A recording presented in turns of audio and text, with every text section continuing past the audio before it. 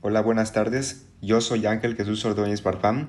Soy alumno del primer semestre de la carrera de licenciatura en nutrición de la Universidad Autónoma de Campeche, de la materia de biología celular.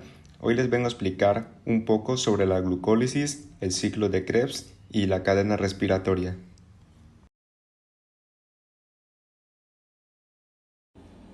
Antes que nada, me gustaría decir que la glucólisis se le conoce como un proceso metabólico fundamental que ocurre en el citoplasma de las células para descomponer una molécula de glucosa en dos moléculas de piruvato. Este proceso genera energía en forma de ATP y NADH y es una vía inicial para la respiración celular, tanto en condiciones aerobias, es decir, con oxígeno, como anaerobias, que nos referimos al sin oxígeno. Vamos a hablar ahora sobre el ciclo de Krebs. El ciclo de Krebs también es conocido como el ciclo del ácido cítrico.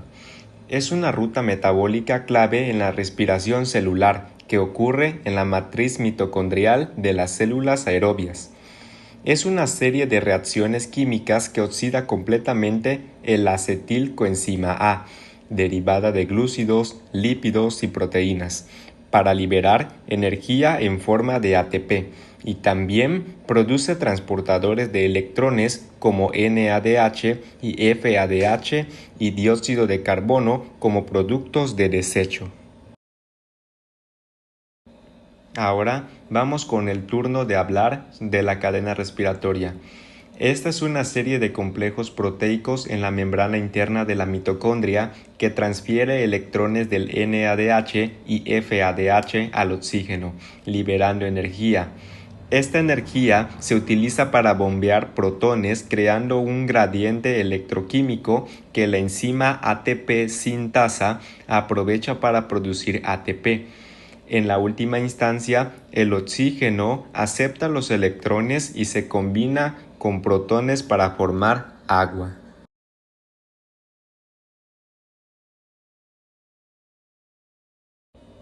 Mecanismo de entrada de la glucosa a la célula. La glucosa no puede atravesar la membrana plasmática por sí sola. Su entrada a la célula se realiza a través de proteínas transportadoras específicas, las cuales son transportadores GLUT.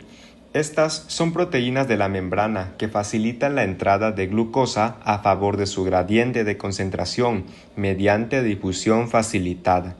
Este proceso no requiere directamente energía. Existen varios tipos, como GLUT1 a GLUT14, que se expresan en diferentes tejidos y están regulados de distinta manera. Por ejemplo, GLUT4 en músculo y tejido adiposo es sensible a la insulina.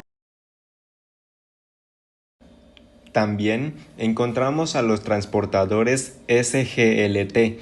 Son un sistema de cotransporte acoplado a sodio que mueve la glucosa en contra de su gradiente de concentración, utilizando la energía liberada por el movimiento del sodio a su favor de su gradiente. Son importantes en el intestino delgado y los túbulos renales para la absorción.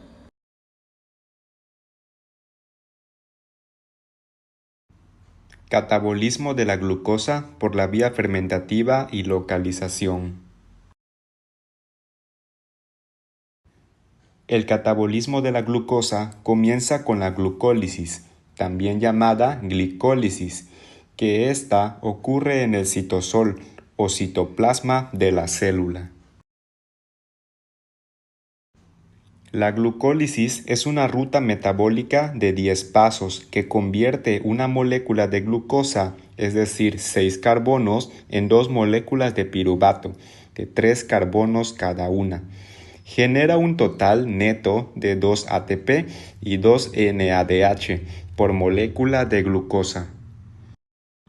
Explicando de manera rápida estos pasos. Tenemos que estos 10 pasos se van a dividir en dos fases, como por ejemplo la fase 1, que se va a tratar de la inmersión de energía. Este va a constar de 5 pasos principales. El primer paso va a ser La glucosa se fosforila con ATP para formar glucosa 6-fosfato. Paso 2. La glucosa 6-fosfato se isomeriza a fructosa 6-fosfato. En el paso 3, la fructosa 6-fosfato se fosforila con otra molécula de ATP para crear fructosa 1,6-bifosfato. Paso 4. La fructosa 1,6-bifosfato se divide en dos moléculas de 3 carbonos. Una de ellas es la dihidroxiacetona fosfato y el otro es el gliceraldehído 3-fosfato. El paso 5. La dihidroxiacetona fosfato se isomeriza en gliceraldehído 3-fosfato. Ahora vamos con la fase 2, que aquí se da la generación de energía, que consta con los últimos 5 pasos restantes.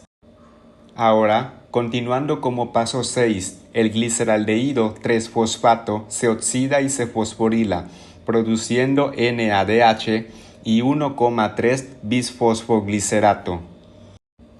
Paso 7. El 1,3-bisfosfoglicerato transfiere un grupo fosfato al ADP, produciendo ATP y 3-fosfoglicerato. Paso 8.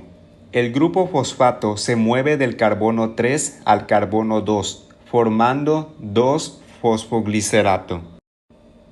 Paso 9.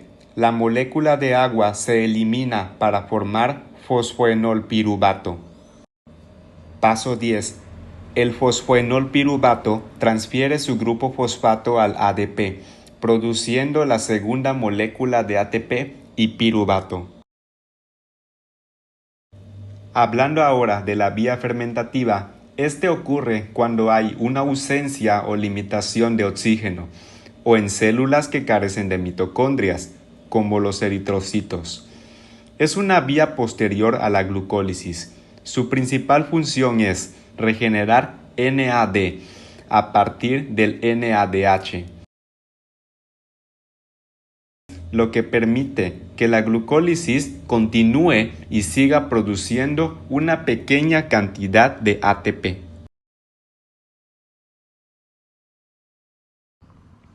Tenemos dos tipos de fermentación. Tenemos primero la fermentación láctica. Aquí es cuando el piruvato se reduce a lactato, usando el NADH. Ocurre, por ejemplo, en el músculo bajo ejercicio intenso. Fermentación alcohólica. El piruvato se convierte en etanol y dióxido de carbono.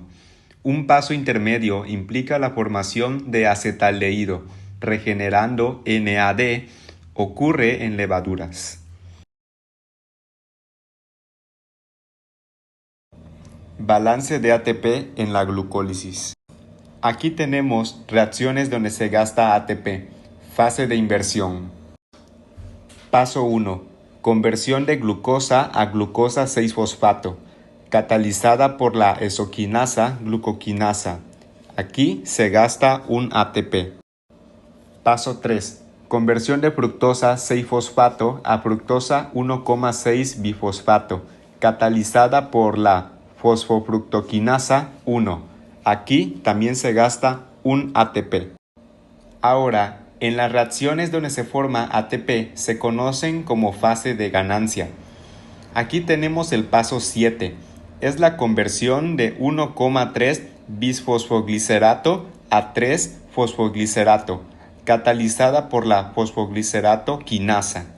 Se forman dos ATP, uno por cada molécula de 1,3-bifosfoglicerato.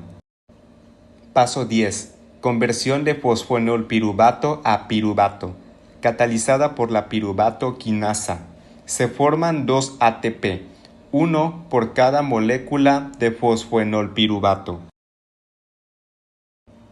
Balance neto de ATP en la glucólisis. Formados brutos 4 ATP. Gastados netos 2 ATP. Ganancia neta 2 ATP por molécula de glucosa. Otras funciones bioquímicas importantes de la glucólisis. Además de la generación de ATP y NADH, La glucólisis es fundamental porque genera de precursores para la biosíntesis.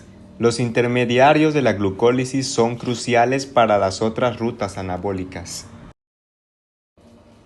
Una de ellas es glucosa 6-fosfato.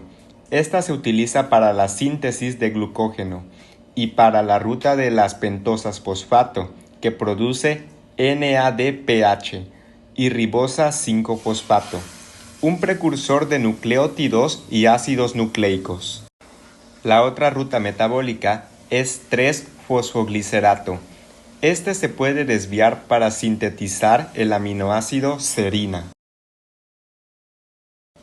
El otro se trata del dihidroxiacetona fosfato.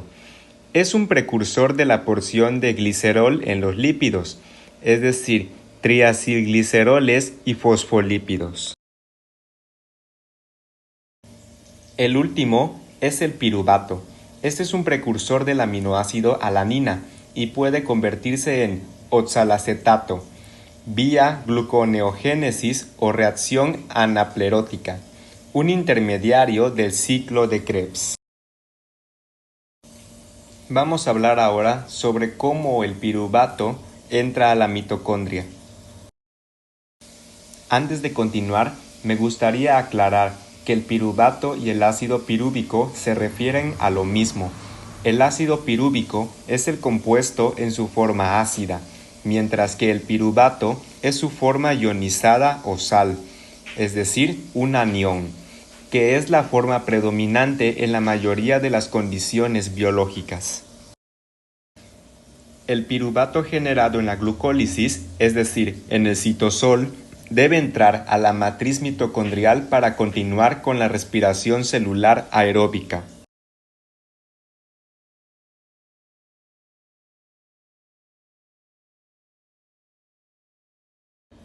Transporte. El piruvato atraviesa la membrana mitocondrial externa.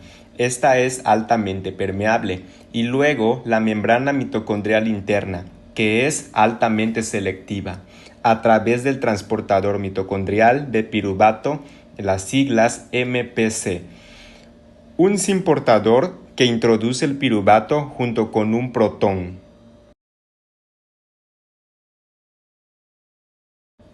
Acoplamiento de rutas. Una vez en la matriz, el piruvato se somete a la descarboxilación oxidativa del piruvato, catalizada por el complejo multienzimático piruvato deshidrogenasa, PDH. El producto final, el acetilcoenzima A, 2 carbonos, es la molécula que se acopla al ciclo de Krebs, también llamado ciclo del ácido cítrico, que se lleva a cabo en la matriz mitocondrial. Generación de dióxido de carbono, agua y ATP en el ciclo de Krebs. El ciclo de Krebs ocurre en la matriz mitocondrial. Generación de dióxido de carbono. Aquí se generan dos reacciones de descarboxilación oxidativa, donde se pierde un dióxido de carbono y se produce un NADH por cada molécula de acetilcoenzima A que entra. Luego, aquí sucede la conversión de isocitrato a alfa-cetoglutarato, catalizada por la isocitrato deshidrogenasa. Luego, se da la conversión de alfa-cetoglutarato a succinilcoenzima A, que es catalizada por el complejo alfa-cetoglutarato deshidrogenasa. Se da la generación de ATP o GTP. Se genera una molécula de GTP que se convierte rápidamente en ATP, en un paso de fosforilación a nivel de sustrato. Después se da la conversión de succinilcoenzima a succinato, que es catalizada por la succinilcoenzima A sintetasa. Ahora, para la generación de agua, se consume una molécula de H2O, es decir, agua, para la conversión de cis-aconitato a isocitrato. Se consume otra molécula de H2O para la conversión de fumarato a L-malato. Como punto muy importante, para la producción neta de H2O, agua como producto final de la oxidación total de la glucosa, incluyendo glucólisis y ciclo de Krebs, ocurre en la cadena respiratoria, es decir, fosforilación oxidativa, donde el oxígeno molecular O2 acepta los electrones y se reduce a H2O. Ahora, para finalizar, vamos con otras funciones del ciclo de Krebs y la cadena respiratoria. Ciclo de Krebs como carácter anfibólico. Se dice que el ciclo de Krebs es una ruta anfibólica, lo que significa que tiene funciones tanto catabólicas como de degradación como anabólicas. Síntesis. Catabólica, es decir, la producción de energía. Oxidación completa de acetilcoenzima A dióxido de carbono. Generación de poder reductor 3-NADH y 1-FADH2 por cada acetilcoenzima A que luego ingresan a la cadena respiratoria para generar la mayor parte del ATP. Generación de un ATP-GTP a nivel de sustrato. Anabólica, es decir, la generación de precursores. Los intermediarios del ciclo son precursores para la biosíntesis de macromoléculas, como los cuales alfa-cetoglutarato, que es un precursor del aminoácido glutamato, y otros aminoácidos relacionados como la glutamina, prolina y arginina. Oxalacetato. Es un precursor del aminoácido aspartato y asparagina, y también se utiliza en la gluconeogénesis, es decir, la síntesis de glucosa. Succinilcoenzima A es un precursor del grupo hemo, de la hemoglobina y mioglobina. Cadena respiratoria o cadena de transporte de electrones. La cadena respiratoria, que se encuentra en la membrana mitocondrial interna, tiene la función principal de generación de ATP, fosforilación oxidativa. Es el proceso donde se produce la mayor cantidad de ATP de la respiración celular. Los electrones de alta energía del NADH y FADH2, generados en el ciclo de Krebs y otras rutas, son transferidos a través de una serie de complejos proteicos, liberando energía que se utiliza para 1. Bombeo de protones desde la matriz mitocondrial al espacio intermembranal, creando un gradiente electroquímico. 2. El flujo de estos protones de vuelta a la matriz a través de la ATP sintasa impulsa la síntesis de ATP a partir de ADP y fosfato inorgánico. Consumo de oxígeno. El O2 es el aceptor final de electrones en la cadena, lo que lo reduce a agua, siendo indispensable para el proceso aeróbico. Muchas gracias por la atención prestada.